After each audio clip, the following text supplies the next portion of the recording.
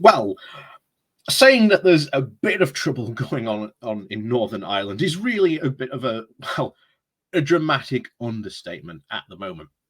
Yesterday, today, a speaker was essentially failed to be voted in to the position in the Northern Ireland Assembly, which essentially means that there is no Northern Ireland Assembly, except, of course, the DUP members, as was very, very, I think, rightly pointed out by the leader of the Alliance Party, came in, signed their register so that they could get paid, and then proceed not to take the positions to which they would actually get paid for.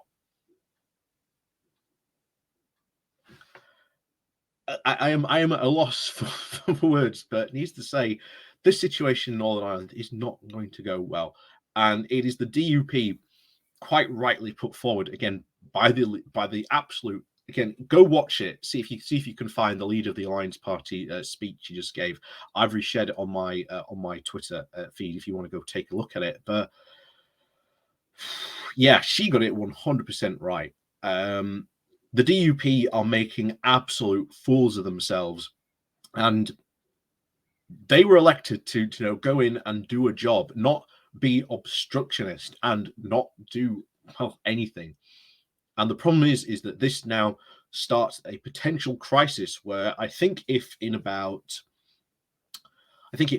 24 weeks, of course, this is still the situation and there is still deadlock and no speaker has been elected or no progress has been made, then essentially people just go back to the polls. And we can only hope, and it is a lot of hope, of course, that the DUP lose their position as the second highest party, and that hopefully maybe Alliance or another party will come in and at least take their place, so that again power sharing can at least be restored. It's a bit of a long shot, obviously, but that's the only way we can see this. But during this moment, we've heard Boris Johnson is off over there apparently to try and solve this situation. Again, I don't see how Boris going over there and trying to solve this situation is going to be helpful for this situation, because I don't think he has a solution to this problem at all. The solution really is his own Northern Ireland protocol, but he is now trying to get rid of it. And of course, he's now actively engaged in, of course, one of Boris Johnson's favourite games, the blame game. Let's blame the EU for the situation that I put not only Northern Ireland in, but the entire rest of the country in.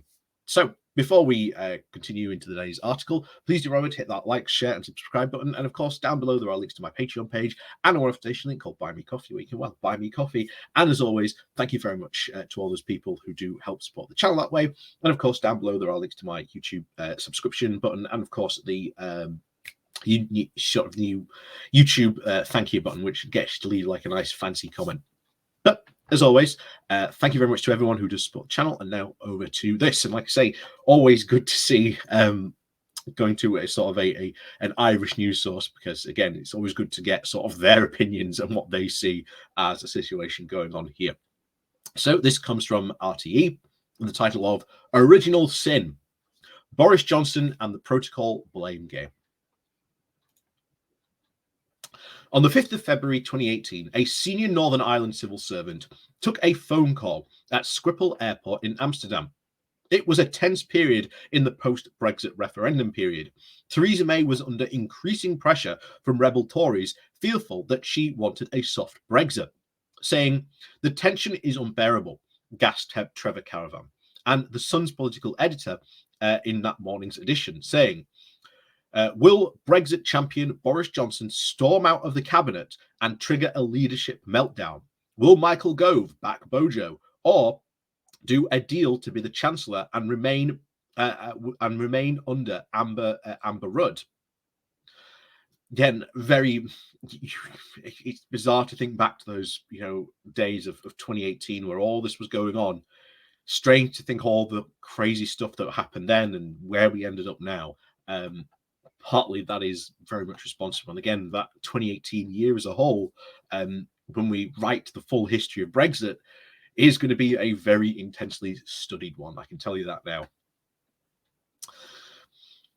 The call to the civil servant was indeed from Whitehall, saying, "Stop, spike it, kill the whole thing," he was told.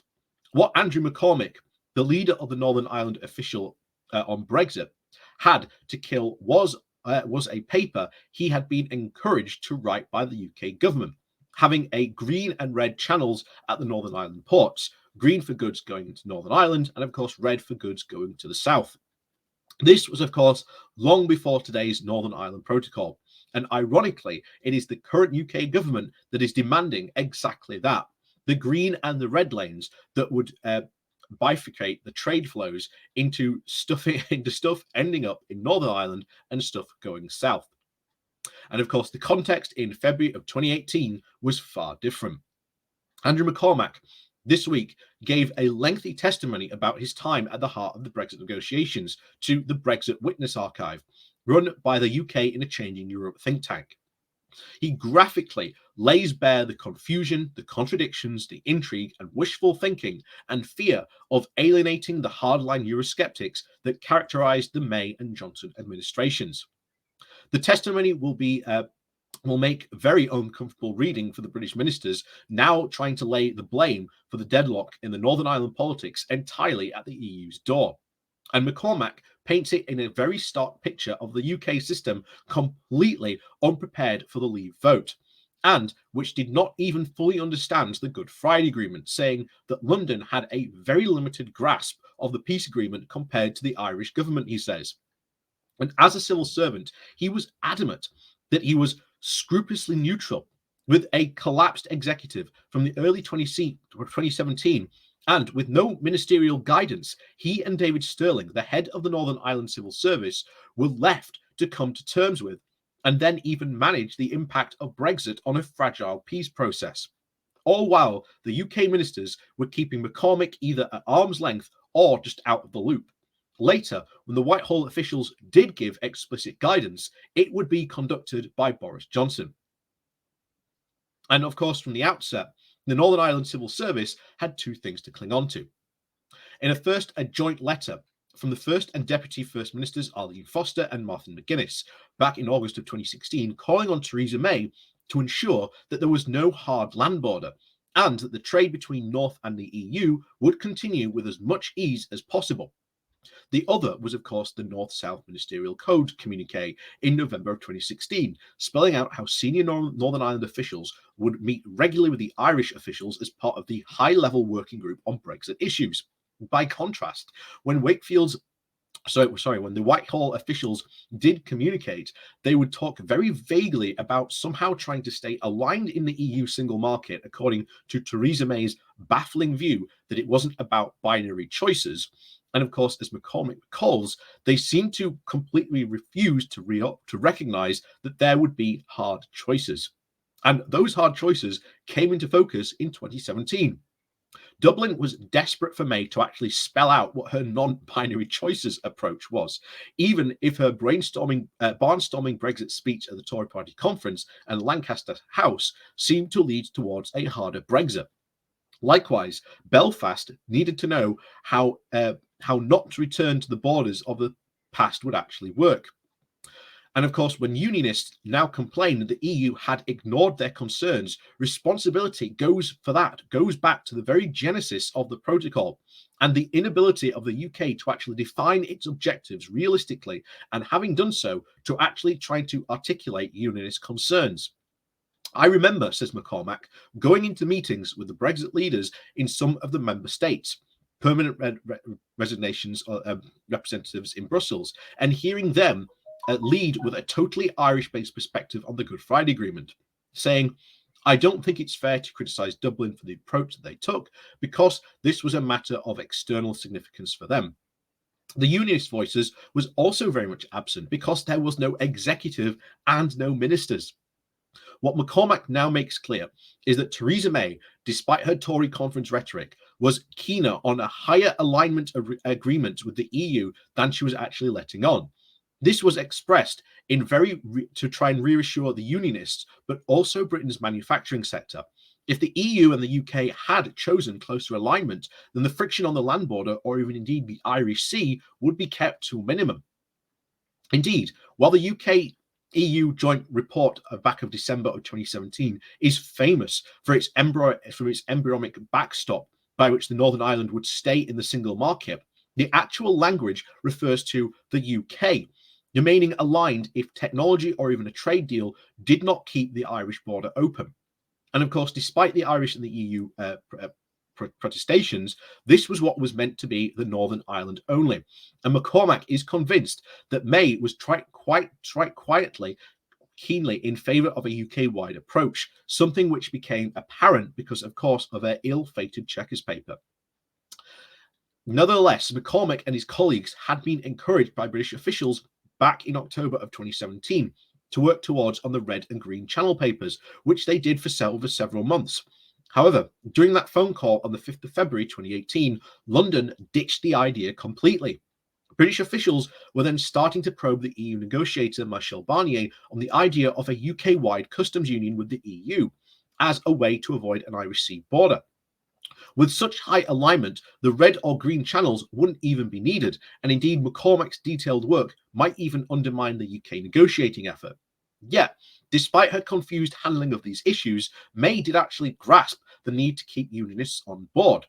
When she published a series of unilateral communications to the people of Northern Ireland back in January of 2019, one was that the UK would ensure that there would be no divergences in the practice between the rules of the Great Britain and in Northern Ireland covered by the protocol in any scenario in which the backstop took effect.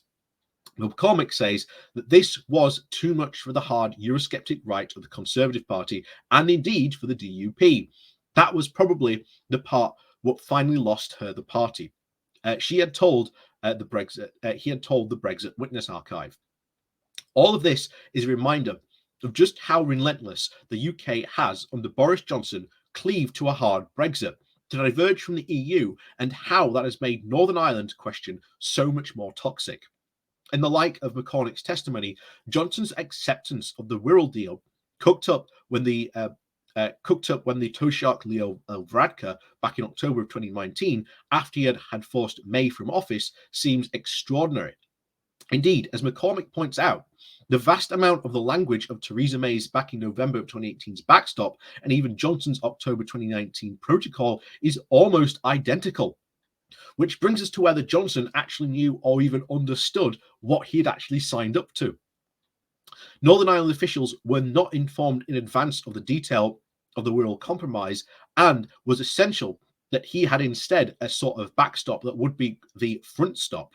In this scenario, Northern Ireland would automatically remain in the single market for goods, by where the Assembly would have to give consent for 4 years or later. However, it was in London's view that the consensus caused, which was to the fury of the DUP, based on a simple minority rather than the cross-community mechanism, that starkly undermines this week's rhetoric about the protocol and threatening the peace, saying that the UK government officials were very clear that the concise clause was not in contradiction with the Good Friday Agreement and did not, in law, require cross-community report, says Communic. The rationale was stated very publicly, namely that it was an international agreement and that the agreements for voting on a devolved matters did not apply. Specifically for that issue of cross-community consent, and voting only applied to devolved matters. Of course, the UK has argued, at least until its rhetoric hardened this week, that it was this way that the European Commission is even implementing the protocol that is the problem. And again, McCormack is categorical, saying, for the UK government to say that they did not expect the Commission to enforce it the way it was manifesting is wrong. The UK government officials knew precisely what was going to happen. The government's very own impact assessment actually spelt this out, saying any process normally required on goods entering the EU will be implemented at the Northern Ireland and the rest of the world border, or on the trade moving from east to west between Great Britain and Northern Ireland, in the statement that's said in October of 2019. And of course, it goes on to say, for as long as Northern Ireland participates in the EU customs agreements and the regulatory zone, there will therefore be a process to ensure that goods entering Northern Ireland destined for the EU pay the right duty and all the right goods comply with the appropriate rules. Indeed, from the spring of 2020, the need for larger numbers of export health certificates to accompany consignments of agri-fuel products from Great Britain to Northern Ireland was indeed very clear. DEFRA and DEFRA, the UK Northern Ireland Departments for Agriculture, have would and talked about it, says McCormick. They knew and understood the scale of the issue. Business leaders, especially in the retail sector, were saying very clearly from the spring of 2020 onwards that this would be an issue of unimaginable. Northern Ireland officials even asked London for help, saying systematically to explore the implications of the protocol line by line. They needed to know what things would look like in the UK and in the EU, and who was preparing for the future relationship of the talks, negotiating of a close free trade deal, a thin one, or not at all. And again, it's shocking when you hear this testimony now. It really, really is, just to see what was going on. Like I say, there is, Boris Johnson can blame the EU all he likes, but the UK government knew what it was signing up for. The Whitehall officials in Whitehall are saying it very clearly. Departments knew about these problems. They knew what was going to happen. It's all here in black and white, saying we knew this was going to happen. Why are you so surprised? This is happening.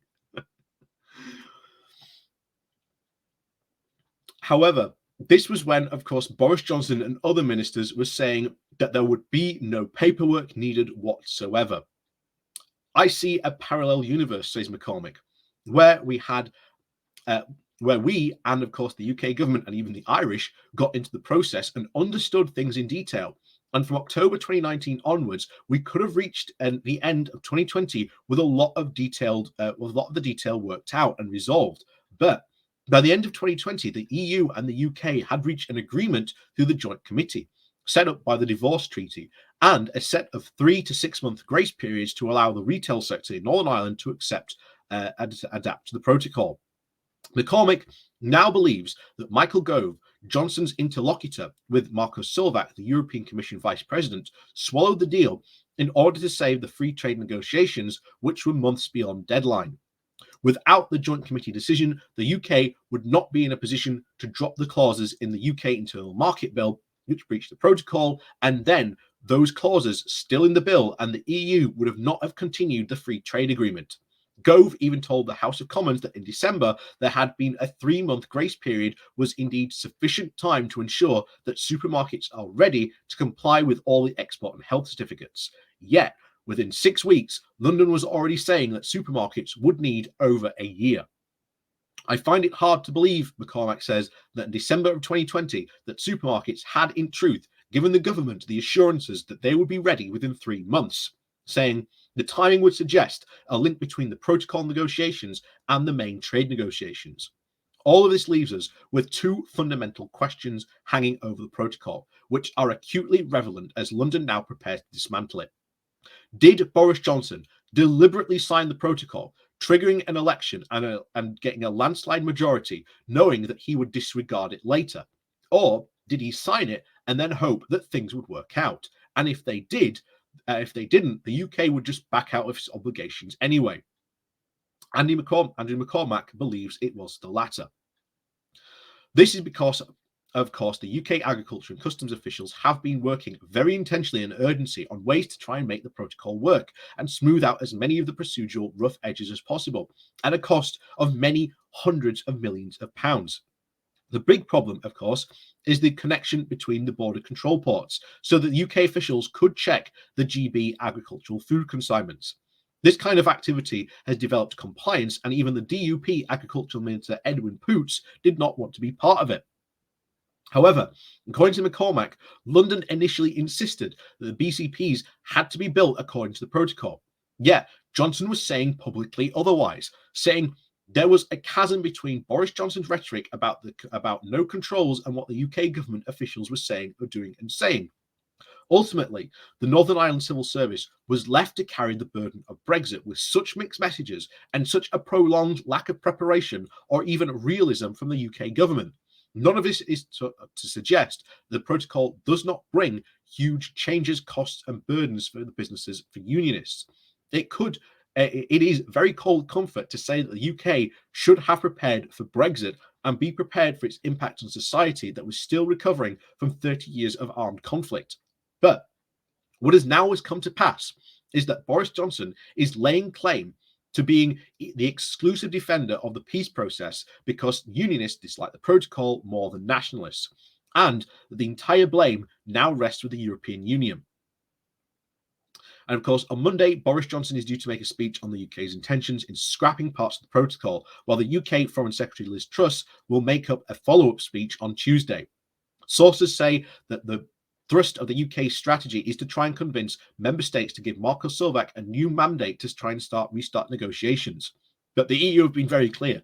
There is no need for renegotiations. The protocol is working. Is it perfect? No, but it's the only solution we have to sort this out. London wants to scrap virtually all customs formalities on goods that are clearly going to stay in Northern Ireland and exempt on food products from sanitary and sanitary controls on the basis that the UK food and safety standards are just as high as the EU's. This is a radical departure from the UK's position in recent technical talks. And according to the play memorandum calculated by the European Commission at the end of February, the UK had promised to submit a delivery plan to complete the construction of the ports with concrete timelines, deliverable milestones towards the completion of full-scale BPPs, which needed to be able to perform all of the EU SS supply controls as required. It's understood that London does not regard its demands as wholesale renegotiation of the protocol, though. Officials have suggested that if the European Commission is perfectly capable of convincing member states to adopt new EU laws, then Slovak should be able to convince capitals to stretch the EU's position if the prize is a restored executive, meaning that the UK's demands, as sources say, would not amount to stripping out all the annexes of the protocol, which spells out which single market legislation now applies to Northern Ireland. Rather, the EU could be much more flexible and proportionate in how it applies those rules. This seems a very tall order, especially given the way that the UK is going about its negotiations.